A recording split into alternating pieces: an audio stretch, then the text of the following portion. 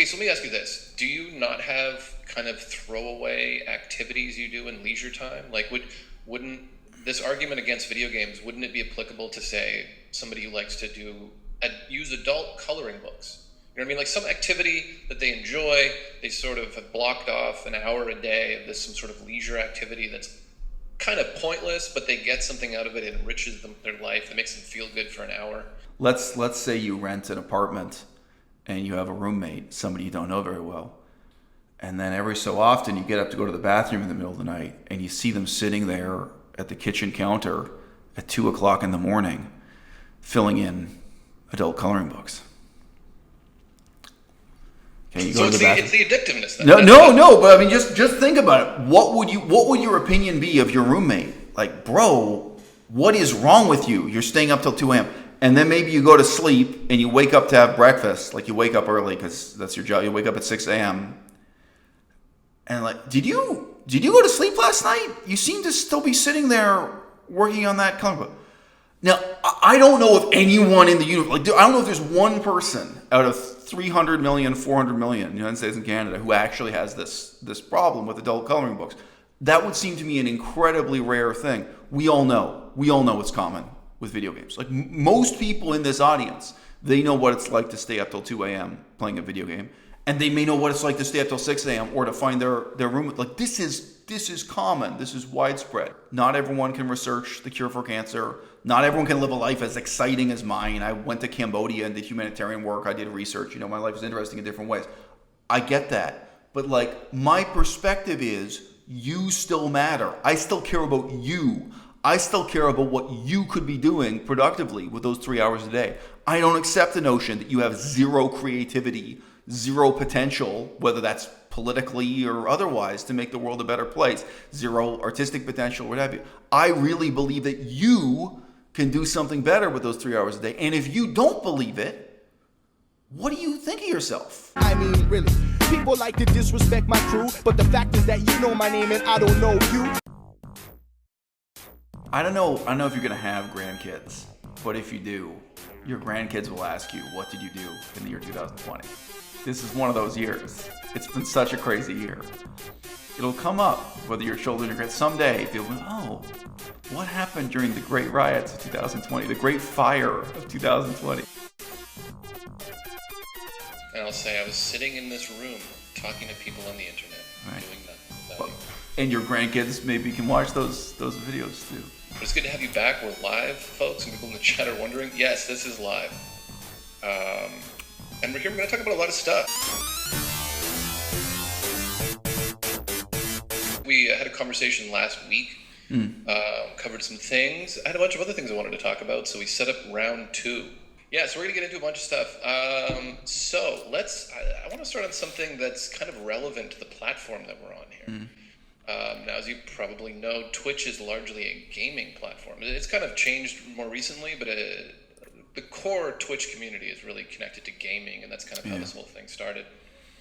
And you are a very vocal advocate for sort of, I don't know what you call it, anti-gaming, quitting gaming in general. So it's kind of an interesting place to have you here on this gaming zone as somebody who you have a whole playlist on your channel of sort of. I believe it's now 44 videos talking about quitting video games and the significance of video games in our lives. Yeah.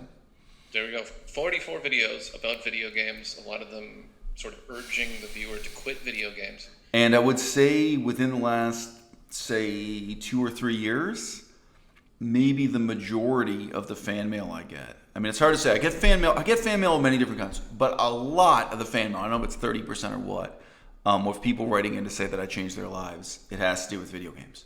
People send me long messages. I could read you 2 that I received in the last 48 hours of people saying, hey, your YouTube channel changed my life, and here's why. You got me thinking about quitting video games and what it is to lead a meaningful life, and I made these changes, where people really do write into me and let me know that mattered to them in a big way. Yeah, which is surprising because, as you know, my YouTube channel is about a lot of things, and that's just one that's come up over 5 years. Most of these guys agree with me. They just don't want. It's like if you talk to someone who wants to quit smoking, or they're aware. Put it this way: someone who is aware they should quit smoking, but they don't want to. most of it's in that gray area where it's like, well, yeah, I could and should be doing something better with my time. Just whether or not I'm going to do it. So it's the addictive aspect is what I'm kind of hearing. Like, so just to give you like a scenario, I'd be curious for you to, or well, let's stop there. Is it the addictive aspect? How does like if you eliminated the addictiveness, if somebody's playing video games that for whatever reason the selections they're making are these sort of inherently non-addictive games, maybe they're really narrative driven and it's much more like an interactive film, and they're appreciating it not as like an escape or just like this sort of physical like enjoyment of moving around, but it's basically like an interactive story, and they're experiencing it like a piece of art, and they're not getting educational value, but they're getting sort of cultural value out of it. Would you still have a same kind of problem with that since we're eliminating the addictiveness factor? So I had an email about this morning from someone. I'm going to summarize the email real quickly. He wrote in and he thanked me for my videos. He said my videos were like a positive inspiration for him, blah, blah, blah. And he said he partly agrees with and partly disagrees with what I have to say about video games, including video games, as follows. He is someone, this guy writing to me, this viewer, he is someone who has struggled his whole life with video game addiction. And he feels that with video games, either you quit 100% or you're an addict. Because in his experience, when he's tried to play only a moderate amount of games, the addiction takes over his life again. He's quit repeatedly and relapsed repeatedly. This is his situation. That's his experience. And this also brings a certain kind of bias, I think, to the situation. Okay? And he said something very similar. He said that he feels there would be nothing wrong with video games if they were not addictive. And he asked me, do I feel this way? So I wrote back and I said, no. I think that what you do with those 3 hours a day really matters. I think it really matters. This is a question of what difference you can make in the world, what you can learn, what kind of person you become, who you really are. And I think it matters even if video games are completely non-addictive. And probably some video games are non-addictive, or some people don't find them addictive. If we're talking about, the original Asteroids game for the Atari 2600, talking about the original Zork for MS-DOS, some video games, they're more primitive than a card game, and I think less addictive than card games. And let's keep in mind, gambling and card games and dice, people find these addictive, even though the graphics aren't all that impressive. So without those story-driven elements, things to me. Look, my girlfriend, who's sitting here right off camera, she got like 10% of the value of her university education when she was a normal university age student because she was playing video games. Now, not only, she also watched a lot of sitcoms, a lot of TV shows, she had other distractions in her life. But you had this short period in your life, which for most people is the only chance they ever have to really learn something about history and politics and to gain a métier, to become a somewhat refined person, also to make decisions that are going to affect your career, your ability to earn money for the rest of your life. Okay, you had this one brief period of 4 years of your life and you squandered it playing video games. Now, my girlfriend is far from the worst example of this. I don't think she would even qualify as an addict. I think she just qualified as a video game player. She was someone who regularly played video. There are people whose lives are completely ruined by video game addiction when they move out of their parents' house and go to university. It's not just common. I think it's at epidemic levels. But not everyone's a university student. Everyone has some meaningful obligations in their life and something they can learn and something they can accomplish. For most of us, it's more and better than being a university student. I mean, I don't romanticize university. If I buckle down and read the books on this shelf, it's not that big a shelf. I can learn more than what's in a normal 4-year university education. If I have a full-time job, but I take 3 hours a day to really study, to really learn something, to really apply myself and focus my mind, instead of spending 3 hours a day playing video games, that changes who I am. It doesn't just change what I know. It changes what kind of difference I can make in the world. So obviously, that's kind of easy to prove if you're talking about a high school student or a university student who's squandering their only chance at an education playing video games. But each of us is squandering our chances right now. And those chances, those opportunities, they may not be as self-evident as being enrolled in a university program. And for me, that problem doesn't change whether or not it's addictive. I've never known anyone who goes skiing for 3 hours a day. Something that's completely non-addictive could, in theory, have that role in somebody's life. But for my generation, the epidemic is specifically video games. Okay, so let me ask you this. Do you not have kind of throwaway activities you do in leisure time? Like wouldn't this argument against video games, wouldn't it be applicable to say somebody who likes to use adult coloring books? You know what I mean? Like some activity that they enjoy, they sort of have blocked off an hour a day of some sort of leisure activity that's kind of pointless, but they get something out of it. It enriches their life. It makes them feel good for an hour. Let's say you rent an apartment and you have a roommate, somebody you don't know very well. And then every so often you get up to go to the bathroom in the middle of the night and you see them sitting there at the kitchen counter at 2:00 in the morning filling in adult coloring books. Okay, you so go to the bathroom. It's the addictiveness. No, but I mean, just think about it. What would your opinion be of your roommate? Like, bro, what is wrong with you? You're staying up till 2 a.m. And then maybe you go to sleep and you wake up to have breakfast. Like you wake up early because that's your job. You wake up at 6 a.m. And like, did you go to sleep last night? You seem to still be sitting there working on that comic book. Now, I don't know if anyone in the universe, like, I don't know if there's one person out of 300 million, 400 million in the United States and Canada who actually has this problem with adult coloring books. That would seem to me an incredibly rare thing. We all know it's common with video games. Like most people in this audience, they know what it's like to stay up till 2 a.m. playing a video game. And they may know what it's like to stay up till 6 a.m. or to find their room. Like this is common. This is widespread. I do think, like eating soap, you can have some small amount of this in your life, but it's really still important to recognize that it's bad. Like the fact that you can tolerate a small amount of soap in your diet, you can eat the soap that happens to be on your dishware, doesn't mean eating soap is a good thing, doesn't mean it's something you want to be making excuses for. And to recognize, for my generation, there's nothing else comparable to video games. For my grandfather's generation, it was a deck of cards, it was dice, it was going to the racetrack. Grown men used to neglect their children to go and watch horses run in a circle. Like, you want to do that? You want to go? It's ridiculous. Today that's an incredibly rare hobby. For people to do those things now. For our generation, the challenge is video games. So that's why it's the challenge that I'm addressing. So the argument that's kind of coming up in the chat, and it's crossed my mind as well, is basically that it's so again you're kind of referring to how addictive it is. So it seems as though it's the particularly addictive qualities that come with most video games, if not arguably all of them. I think you could argue either way, with that it's just certain games, and those other ones are a little more safe. And then I think other people could argue that just video games in general are sort of addictive. In any event, it's still kind of like, it's like, why, again, if somebody is able to find a way to engage with video games, I mean, for me personally, I agree with you, and for the most part, I kind of eliminated video games in my life in my mid-20s because I saw it was just like draining my time. But there's certain video game creators that I love, that I kind of look at as like an artist, the way I would like if a director that I like puts on a film. So recently, maybe a year ago, this guy made this video game called Death Stranding it's like a real weird art piece of a video game. And I broke my video game retirement, played it for like a month, beat it, and it was like experiencing a long movie over the course of this like month. I'd play a couple hours a day.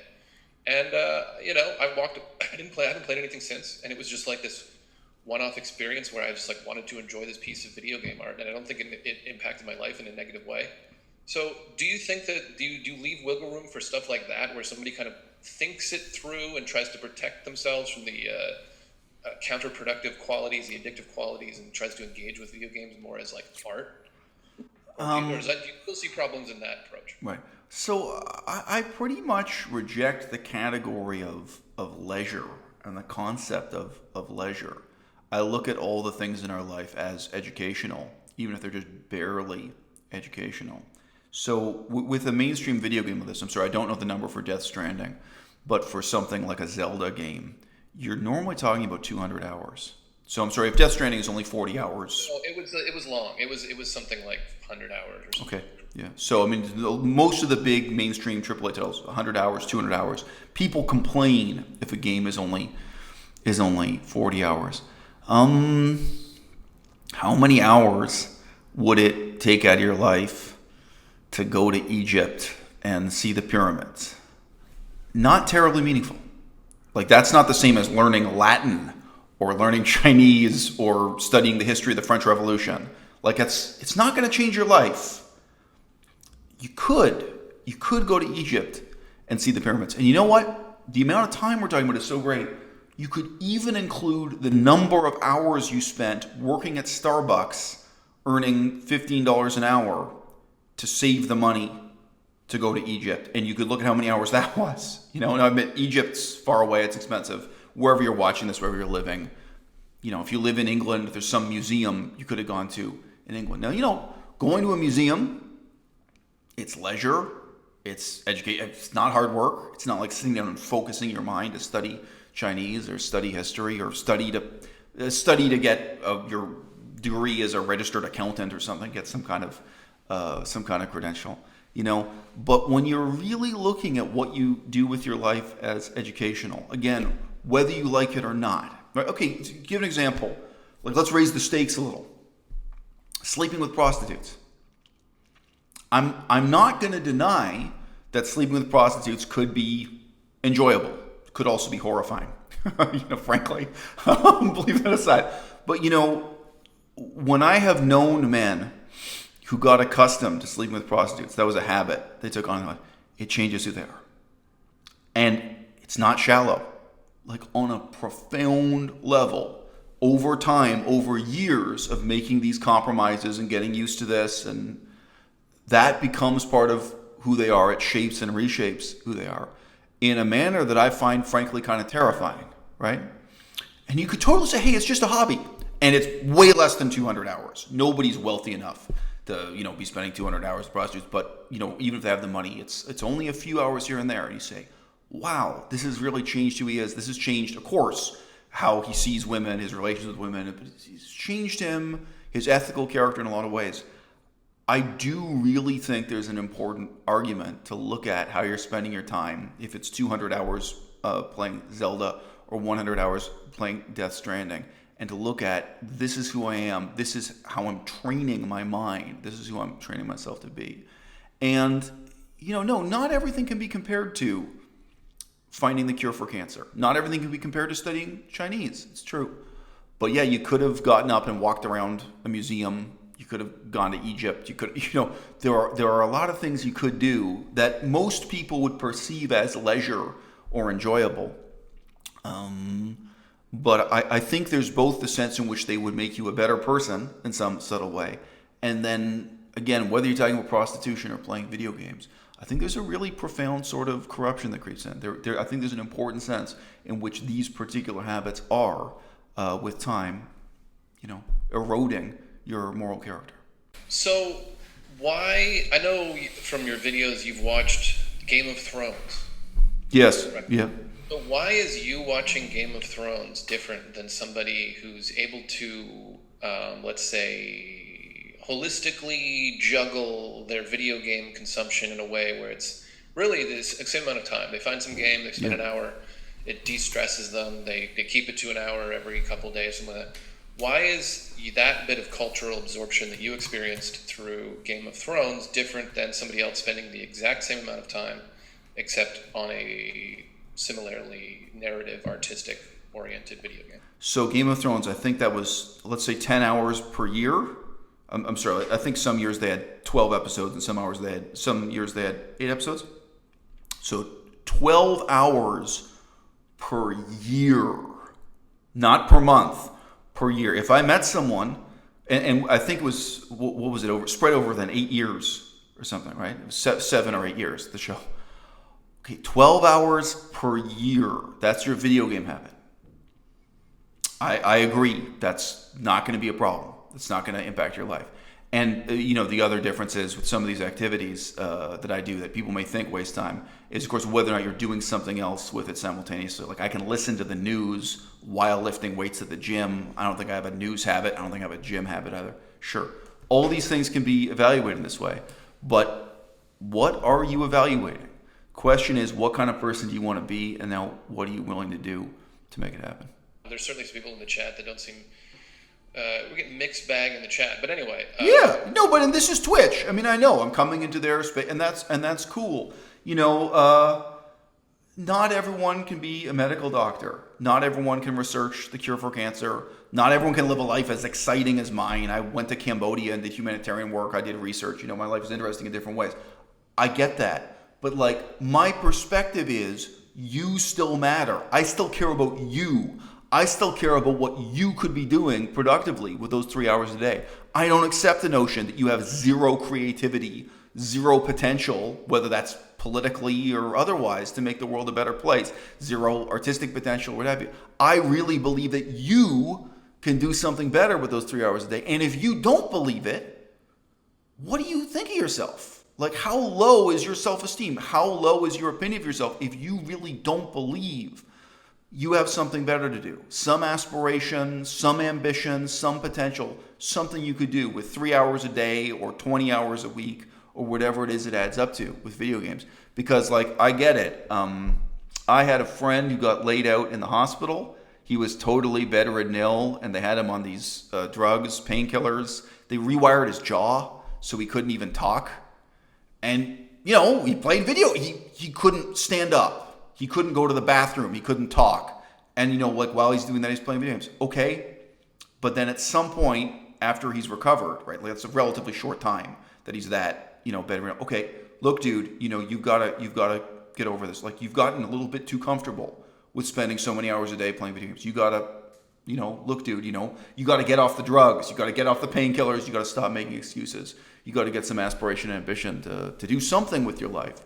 Don't let this temporary injury and being bedridden become an excuse for living your whole life as a mental and physical cripple playing video games. Why do you think, what are the components? We've obviously covered addiction. Video games clearly, a lot of them by design are addictive. Are there other components? If working out was addictive, which it is kind of is for some, I don't think you would be railing against weightlifting addiction. No, I am. Oh, sure, I'm against all of it. No, I'm against skiing. I'm against all kinds of things, sure. But it's not an epidemic for my generation. And no, it's possible I would have a friend who was addicted to working out. I have one friend who is an ex-bodybuilder, and he talked to me about that. And he said, look, it was just so many hours per day and destroying his life and destroying his intellectual development. And now, now he's a university student. He does lead a very intellectual life. But no, it's theoretically possible, and once in a long while, you could meet someone with those other problems, sure. Okay, so what I'm getting at is that it's sort of I'm curious to understand what is it about video games outside of the fact that it's addictive. What is it the actual act of playing video games that you think is sort of destructive to a person's psyche? Because I don't know that I've heard you speak about this, but it's sort of a lot of the arguments I've heard from you. Maybe I watched the wrong videos. There's sort of this assumption that playing video games is going to be degenerative in some way, or it's going to affect you negatively. And I'm curious, outside of it being addictive and arguably wasting your time, is there more to it from your perspective? Is there something about the mechanics of engaging with a virtual world that you think is unhealthy? Yes. What's going on there in your mind as far as the... Great question, and I have answered it in one of my 44 videos on the topic, but I probably couldn't find the video where I answered it anyway. No, one of the ways I've addressed this in the past is to ask, well, if you think this is something good for a human being to do, let's narrow down what kind of person that would be. If you have a brother who is so severely mentally retarded that he can't attend school, he can't have any kind of career, let's say he's learning disabled in a way where he really can't read, I can imagine having a relative in my family who's just so disabled that you think, well, for Timmy, there's not much else he can enjoy in life, so I guess it's playing video games. I guess this is about the best they can do, right? And on the other hand, think about the kind of person for whom it would be a terrible waste of their talent, of their creativity, of what they could be learning or what they could be teaching or the difference they could make in the world through political activism or anything at all, or through painting a picture, right? You think, boy, what a tragedy that this person, instead of doing all these things, acting on this potential they had, that instead they became a video game addict. They spent all their time playing video games. Ultimately, the question is of what kind of person do you want to be?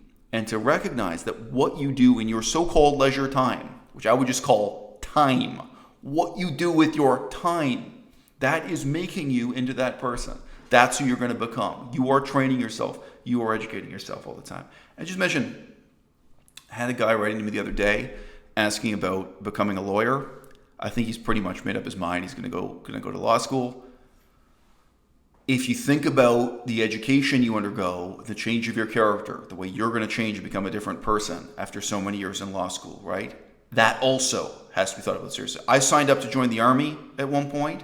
I had to really think about that. If I go into the Army now, what kind of person am I going to be after 5 years, right? And all the kind of low-level trauma you deal with day in and day out of the Army. If it's just, guys shouting at each other, just kind of needless aggression and hostility, between the men or whatever. I'm going to live in that environment and deal with those things and go to Iraq, and then I'm going to come back. Even if you're assuming you don't actually kill anyone. What if you become a police officer? All of these things bring with them self-discipline, habits of mind, and also elements of your life that maybe become reckless.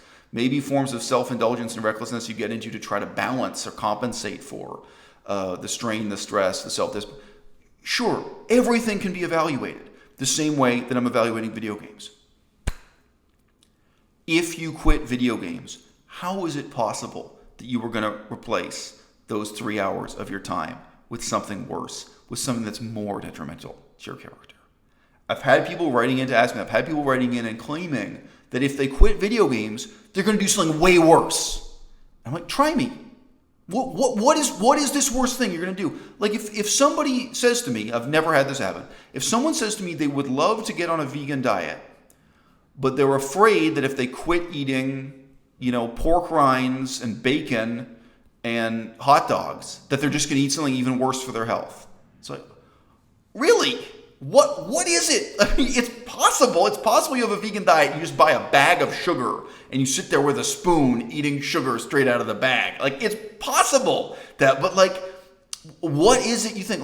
Because from my perspective, when you talk about playing video games, and let's face it, playing video games often combined with marijuana and other mind-altering drugs, when you talk about playing video games, what is it you would replace it with that's worse? If you're just sitting on the couch thinking about how unhappy you are and how you want to change your life, how dissatisfied you are with your job, how you're not learning anything, even that dissatisfaction, even sitting and reflecting on how miserable your life is for 3 hours, I think is way more productive than video games. And it's going to lead to more creative, more positive stuff in your life because you're going to act on it. And smoking marijuana and playing video games, it's going to lead to inaction and justification for the stasis in the rest of your life. That's my perspective. Okay. One of the things I said in a debate about this was eating soap is bad. However, if you wash the dishes or you eat in a restaurant where the dishes are washed by someone not paying much attention, you probably are eating tiny amounts of soap with every meal. I am not going to claim that playing video games for 5 minutes or 15 minutes in a day has the same significance as 3 hours a day. But if you know people who play video games, 3 hours is actually quite a modest estimate. A lot of people lie to themselves and lie to their friends. For a lot of people, it's much more than 3 hours. It really is what their life revolves around. So when you say something is bad, you say something is a waste of time, how bad, how much time, those quantitative considerations really do matter. So you talk about an elevator pitch. Some people play video games while they're standing in the elevator. I get it. Okay, so this is 5 minutes a day playing Candy Crush. All right, if that's really all it is, honestly, still, there's something better you could be thinking about or doing while you're in the elevator. But I have to concede the point. When the quantity is that low, the qualitative nature of the argument changes. But for my generation, this is like an epidemic level of people playing video games for 3 hours a day and more, sometimes much, much more. So it really matters. It's a decision we really have to make for ourselves. There's people that are kind of wanting to get into the micro of this and sort of how do you decide what's like, and I don't know if we want to necessarily go down that road because I feel like we're kind of we've kind of reached an end on this point. I suppose, from my understanding, so people are kind of taking this into a very black and white thing where it's kind of like sort of the assumption that you believe that everything needs to be productive. But the fact that you did watch Game of Thrones, I'm sure there's other examples, you clearly save some room for just culture and enjoyment and whatever. You're not like hardcore, 100% utilitarian or whatever you call it. Right. But look, so totally good question. I'm not offended by any of these questions. When people ask me this stuff, I don't get defensive. I'm genuinely happy to answer those questions. As a parallelism, when I was living in England, there were a lot of really negative attitudes about men's relationships with women, like where men would really say things. I saw this written in newspapers. I also saw it like in articles. British men had this attitude of like, oh no, keep her keen, treat her mean, like don't do anything to help your wife that she wouldn't do to help you. This really grudging, transactional view of dating, whether it's girlfriends or wives or what have you. And I remember reading, as I recall, it was in a mainstream newspaper. I remember reading this, and I said to my wife at the time, does it ever occur to them to try doing the opposite? Does it ever occur to them to have a relationship where you give all that you can possibly give, where you do everything to help the other person you possibly can, and then if they want more, or they're dissatisfied, or they complain, you get to say to them, I'm doing everything I possibly could to help you. So if that's not good enough for you, like we got to break up or we got to renegotiate or we got to talk about the meaning of life here, right? Like, okay, so you say, well, it can't be 100%. It can't, in a relationship, it can't be. I can't be 100% devoted to helping my girlfriend, but I can do the most I possibly can. I can give 100% of what's available. Right? It's not going to be 100% her that matters and 0% me that matters in the relationship, right? But I can be as giving as possible. So if you ask me, how much time and energy can you commit to flying to a third world country, doing humanitarian work, like on a volunteer basis, doing historical research, learning 2 languages, like how much can you can give it as much as you possibly can, and then you can have the satisfaction of exhausting yourself. We say, look, I gave and gave and gave. I poured my energy into this. I poured my heart into it. And when there was nothing left to pour, I ran out. So I watched an episode of The Simpsons, like dead ass exhausted. You can have the satisfaction of doing the utmost you possibly can. Now ask yourself, what if you'd done that in university? What if, instead of dragging your ass through Introduction to Plato's Philosophy 401, what if you had given it 110% and then only watched The Simpsons afterwards or play video games afterwards, as opposed to doing the bare minimum you had to in your university courses so that you could play video games as much as possible, as opposed to rushing through your meals, like, oh, I want to spend as little time as possible cooking and eating this meal so I can go play video games. The reality is that for most of us, and I remember this as a child, we dream about video games. You play them for enough hours. It's what you see when you close your eyes and go to sleep. You plan your day around video games. Even if you're not planning, it becomes your highest priority, right? And you never develop a sensitivity to what is lost. And you're losing all those things. You're losing your relationship with your girlfriend. It's not what it should be or could be because you're not giving that 110%. You're losing what you could have learned in university, what you could have done, what you could have accomplished. It never even occurred to you to do humanitarian work or learn another language or do research or go to Cambodia or go to Egypt and see ancient ruins. None of these things. And in terms of creativity, it's maybe the saddest part of all. To have creativity, you need to have a blank canvas. You've got to have enough empty space in your life to be creative too, right? And then to give that 110%. All these things disappear because of video games. Could they disappear because you're addicted to gambling, or you're addicted to watching movies, or you're addicted to watching reruns of The Simpsons? It's possible.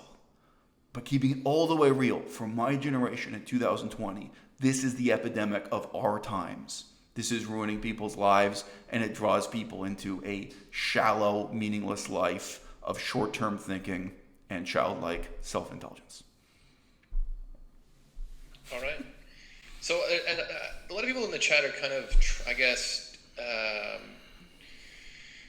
the reaction from some, not everybody, but for some people is sort of like, as if it's kind of this sort of, you take Game of Thrones, for example, they're kind of saying like, well, you watch Game of Thrones, you could have been doing more productive things.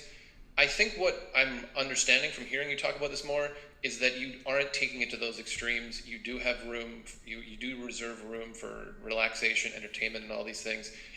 For you, it's a question of managing that stuff.